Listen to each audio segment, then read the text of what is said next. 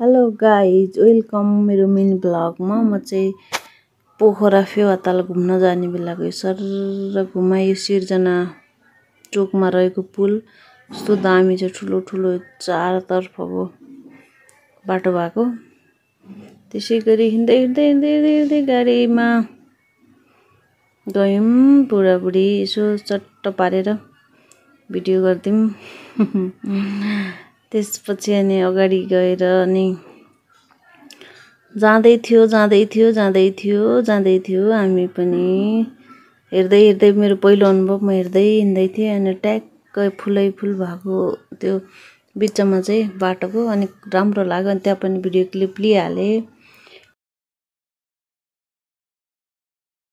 मलाई त जोतिए त आयो हेर्नु पहिला उता हेर्नु पहिला हिसाबमा त्यस्तै तिम्रो गराइदिउँ पानी यस्तो यस्तो गर।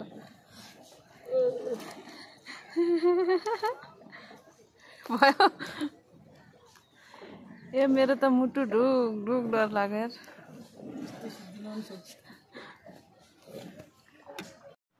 म त बट्टा पानी पुग्दैन।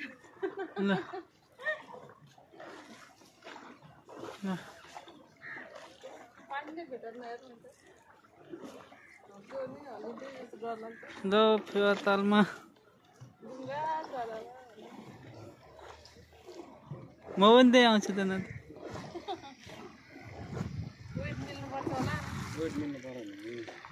ए हामी बराबरी केजी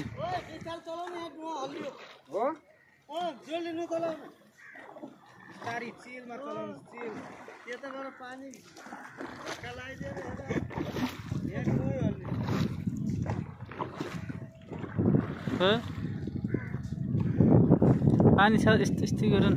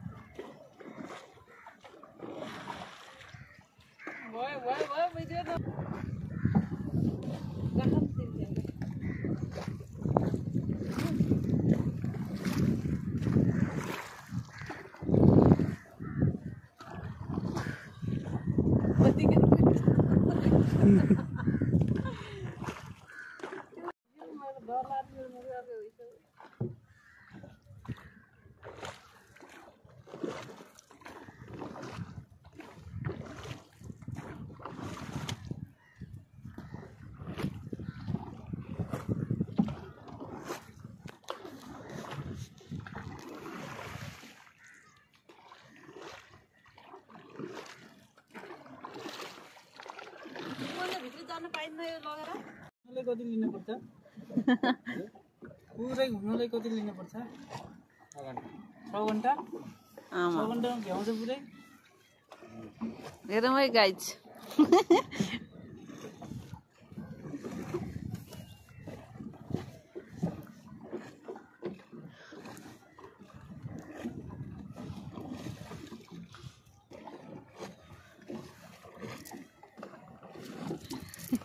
नगर न, तिम्रो हात लामो भएर पुग्छ क्या, मेरो हात छोटो भएर क्या पुग्दै पुग्दैन पानी।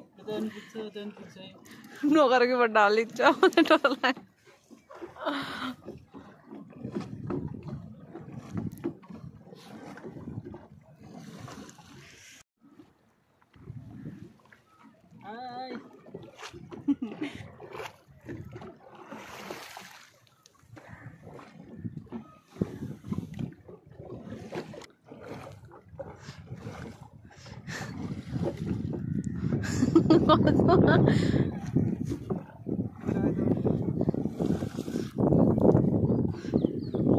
अलि छै पानी फाल्नु पो हुन्छ त अनि के हो के।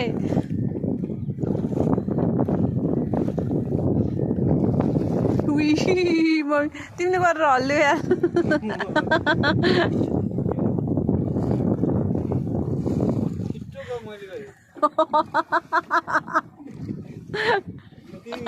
नै बेटा मलाई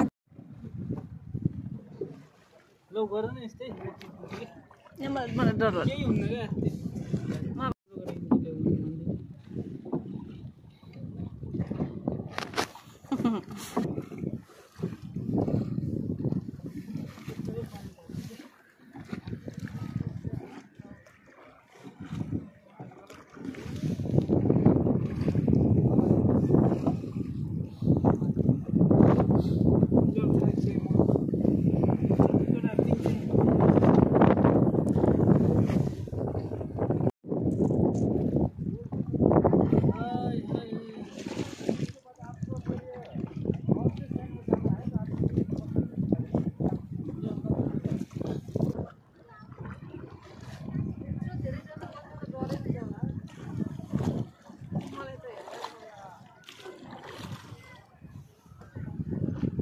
एकदम दुईजना आए पनि त्यति रेट धेरै आए पनि त्यति रेट हो इन्डियनलाई 1180 छ नेपालमा 1080 यो त घुमे जस्तो मान्छे के यो यो यता आयो नि त अहिले यसले गर्दाखेरि हो भगवान् यो मलाई सर्टकट आउनु लागि यस्तो घुमे जस्तो देख्छु त बटलै हिँड्छ भने जस्तो लाग्यो यताबाट हेर्दा रहेछ त बस्नेर हेरेको त उहिले गएको क्या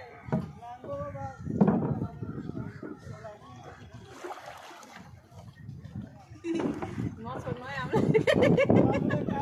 यो छ त योले हानेर अहिले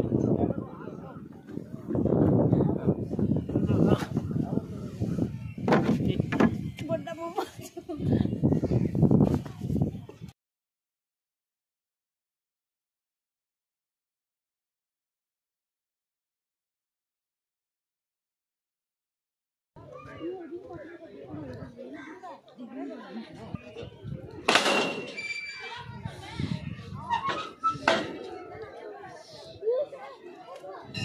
बाबु त चलाउन जाने हो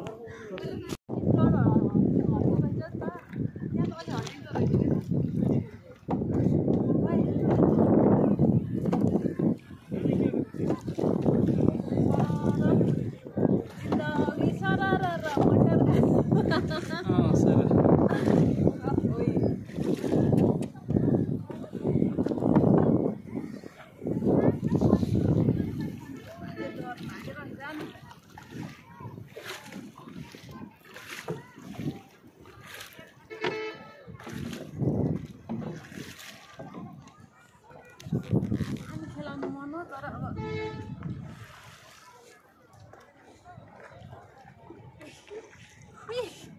कति छोटो मेरो हात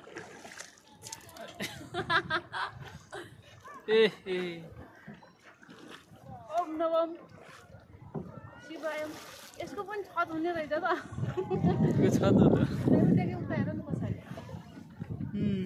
गर्मी हुन्छ जिन्दगी सारा मोटर गाडीमा बल्ल डर लाग्ने पर्छ तर मलाई त्यहाँ उता बसेर बहुत डर लाग्यो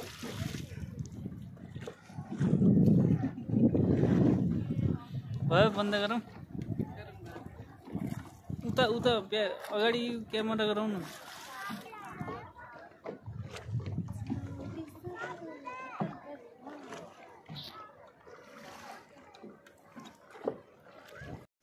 हेलो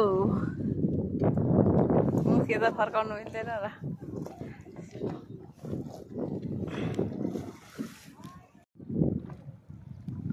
जिन्दगी सारा बड्डा ए बड्डा हल्लिन मिल्दैन किन हल्ल्यौ अब यो मान्छे त मलाई कस्तो डर लाग्यो कस्तो हो के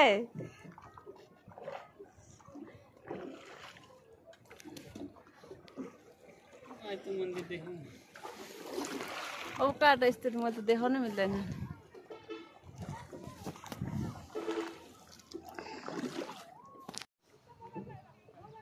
किन रुन लाग्यो किन रुन लाग्यो